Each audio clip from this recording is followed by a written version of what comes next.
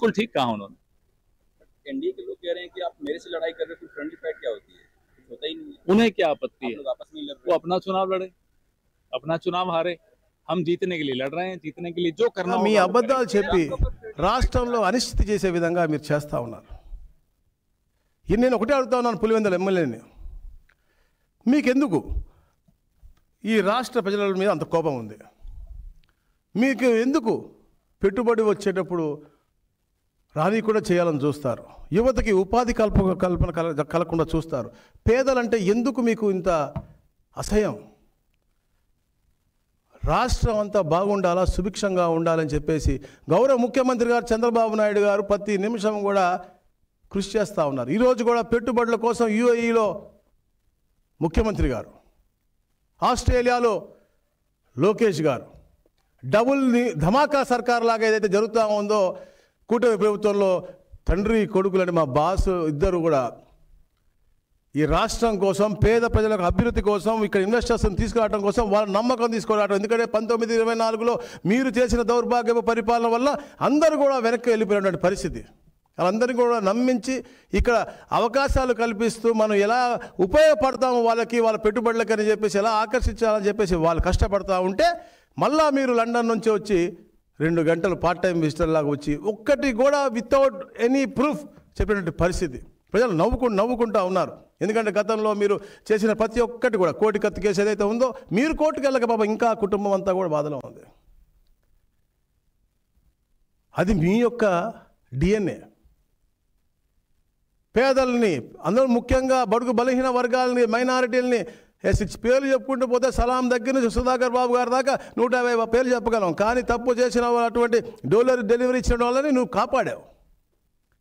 మీ మంత్రులు అప్పుడు నకిలీ మద్యం మూలంగా మనుషులు చనిపోతే నెల్లూరులో మీరు అతనికి ఎలాంటి సస్పెన్షన్ చేయలేదు, ఎలాంటి యాక్షన్ తీసుకోలేదు. కానీ మేము మా చిత్తశుద్ధితో ఉన్నాం. నేను అది జయచంద్రారెడ్డి, జనార్దన్ రావా, ఇంకోగా సత్యప్రసాద్ తప్పు చేసినా కూడా తప్పకుండా శిక్షారుడే. ఇలాంటి నకిలీ ప్రజలకి హాని కలిగే పని ఏది కూడా ఈ తెలుగుదేశం పార్టీ కానీ, ఈ కూటమి పార్టీ కానీ ఎట్టు పరిస్థితుల్లో కూడా ఒప్పుకోదని చెప్పేసి కూడా నేను మీ అందరికి కూడా తెలియజేస్తా ఉన్నాను. అలాగే వారు మాట్లాడుతూ క్యూఆర్ కోడ్ గురించి హేళనగా మాట్లాడారు. క్యూఆర్ కోడ్ సిస్టమ్ అనేది ఎప్పటి నుంచో ఉంది, కానీ దాన్ని ఎలా వాడాలి, ఏమి చెయ్యాలి అని చెప్పేది మా మంత్రి గారు అనేటువంటి కొల్లు రవీంద్ర గారు వైన్ షాప్కి వెళ్ళి చెప్పారు. అలాగే ఈరోజు అందరు మంత్రులు కూడా వైన్ షాపులకు వెళ్ళి చెప్తున్నారు. ఇవాళ రేపు అది ఒక కార్యక్రమంలో పెట్టుకున్నాం. గతంలో కూడా మేము అవగాహన తీసుకొచ్చాం. క్యూఆర్ కోడ్ మీద స్కానింగ్ చేస్తే అది ఎక్కడ తయారవుతుంది, ఆ యొక్క డిస్టిలరీస్ పేరేంటి, విక్రేత ఎవరు అనేది క్లియర్ కట్గా దానికి వాళ్ళ ఫోన్లో ఇలా వస్తుంది. అది క్వాలిటీ మధ్యమా కాదని. గతంలో మళ్ళీ ఎందుకు మీరు ఇలాంటి కార్యక్రమాలు చేయలేదు? మీరు టీచర్లను కూడా తీసుకుని వెళ్ళి వైన్ షాపుల దగ్గర లైన్ దగ్గర నుంచో పెట్టారు, కానీ ఎక్కడ కూడా పేద ప్రజల యొక్క ఆరోగ్యం గురించి మీరు ఆలోచించినటువంటి పరిస్థితి కాదు. అలాగే మళ్ళా మాట్లాడుతూ ఈ రాష్ట్రంలో జూదం జరుగుతుంది అంటారు, మా ప్రాంతాల్లో కూడా జరుగుతుంది అంటారు.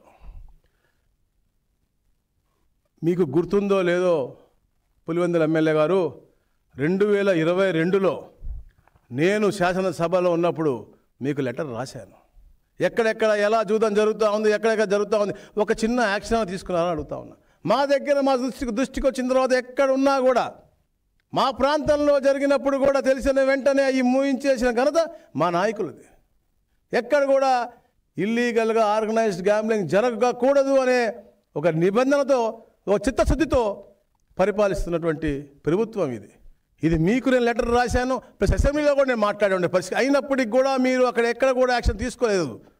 మా దగ్గర మాకు తెలియంగానే, మాకు ఎక్కడ న్యూస్ పేపర్ ద్వారా అవ్వచ్చు, ఇంటెలిజెన్స్ ద్వారా అవ్వచ్చు, ఎక్కడ ఆర్గనైజ్డ్ గ్యాంబ్లింగ్ జరుగుతుంది అంటే ఎవరిన ఇంట్లో 2, 3, 10 మంది ఆడుకుంటుంది వేరే విషయం, కానీ ఎక్కడన్నా ఆర్గనైజ్డ్ గ్యాంబ్లింగ్